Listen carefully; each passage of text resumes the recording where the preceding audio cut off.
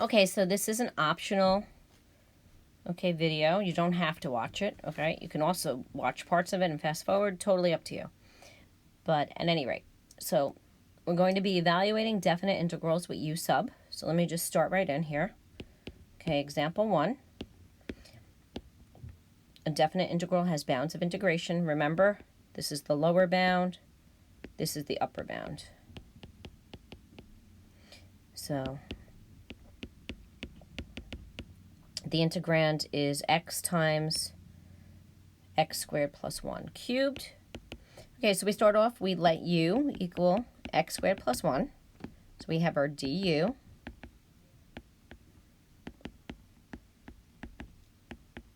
We make a nice little table. We make sure these are in the correct order in the table, because sometimes the bounds could end up being switched, remember? That happened in our Google Meet. So we have our u equals x squared plus 1. So here u would become 5, and here u would become 2.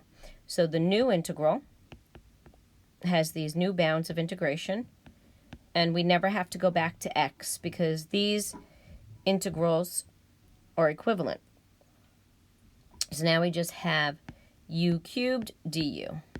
So we need to bump that up 1 and then divide by 4. So we end up getting 1/8 u to the 4th. Put a little bar from 2 to 5. So I'm going to have 5 to the 4th divided by 8 minus 2 to the 4th divided by 8. On the AP exam, you just leave it like that. They're never going to make you simplify that, by the way. All right? Okay, if you're interested in knowing what it simplifies to, if it bothers you, okay, I got 609 over 8. But this is the way you would leave your answer on free response. Okay, let's take a look at number 2. We have the integral from 0 to 2 of x over the square root of 1 plus 2x squared dx. So you have your u equaling 1 plus 2x squared. You have your du. We need to bring the 1/4 over. Now we make our nice little chart. Okay, you guys need to do that. Slow down your thinking. Trust me. Kids seem to mess up this topic all the time. Nothing to do with ability, just has to do with organization. Okay, so we get u equals 1 for the lower bound, and the upper bound is going to be 1 plus 8, 9. So now we have 1/4, 1 to 9, and we just end up with u to the negative 1/2 du. Bump that up 1, so it becomes 1/2. When you divide by a half, it's the same as multiplying by 2. So 2 times 1/4, you could just do that in your heads, guys. That's 1/2.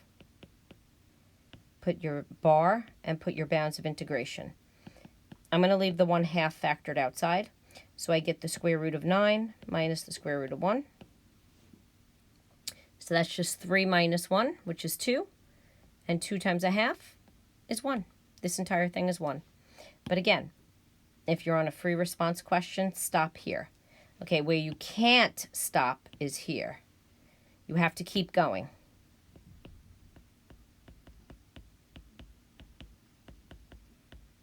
Until you put in your bounds of integration. But as soon as you put in those bounds of integration, guys, you can stop. Okay, example 3.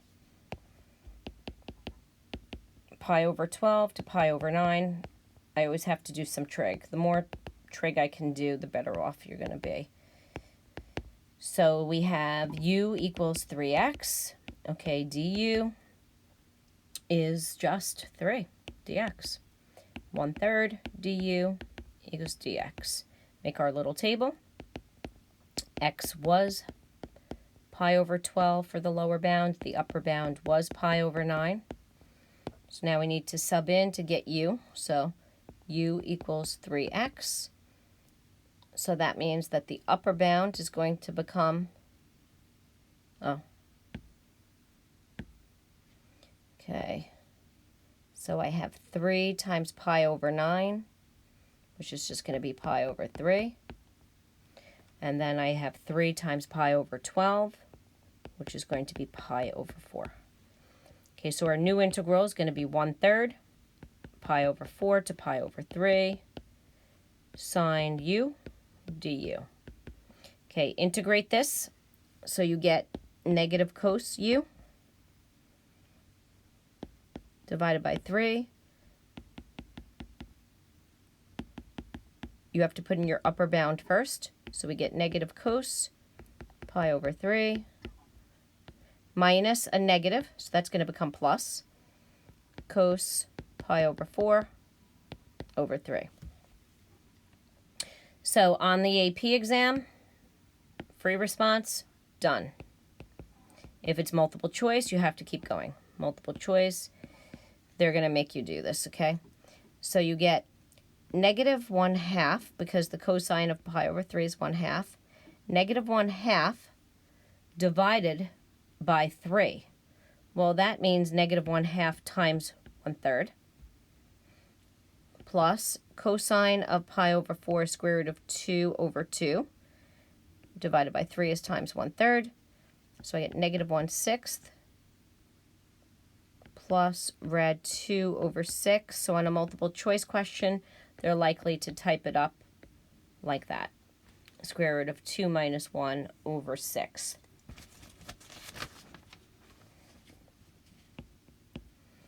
Okay. Negative pi over 4 to pi over 4.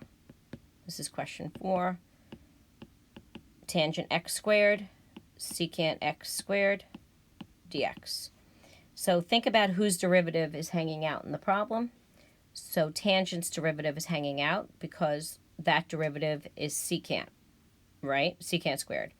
But if we tried to make u equal to secant x, the problem is I don't have enough secants to have tangent secant. Besides, tangent is squared. So keep that in mind. Like if you had this, I don't know if you guys are following me. If you had secant cubed x times tangent x, in that case you would let u equal secant x, because then du would be tangent x secant x. So then your integral, I had to do this because a lot of kids struggle with this, so I just wanted to mention this. So now your new integral would be, hold on, first let me just write this like this. So this here, tangent x secant x, right? That is the derivative of secant x. So this would be u squared du. Okay, just keep that in mind. That's a little aside. That's not beyond what anyone would expect you guys to do.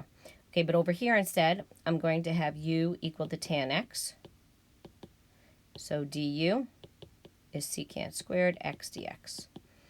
Now for my table, I have x is negative pi over 4 to pi over 4. Okay, they picked these numbers on purpose because u equals tan of x. And what's nice is the tangent of pi over 4 is just rad 2 over 2 divided by rad 2 over 2, which is 1. And then the tangent of negative pi over 4 is negative 1. So they come out to be nice numbers, okay? Negative 1 to 1, u squared du. So that gives us u cubed over 3, bounds of integration. Look how much easier this integral is to do. You don't have to go back. So I get 1/3 minus negative 1/3, which is just 2/3. Okay, kids? All right, so I feel that should be good for you guys. I think that's enough for this video. Okay, I know no one's going to watch it beyond this anyway, because I'm sure that now you get it. All right, so there you have it. Thank you so much.